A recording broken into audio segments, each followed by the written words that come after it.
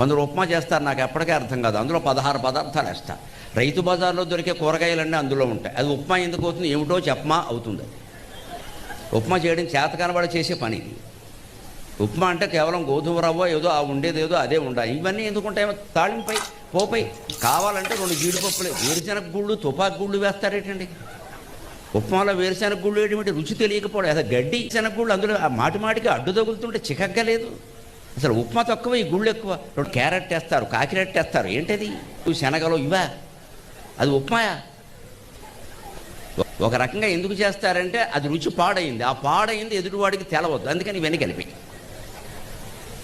మొత్తం కలిపేస్తూ ఉంటే ఉంటాడు, పోతే పోతాడు.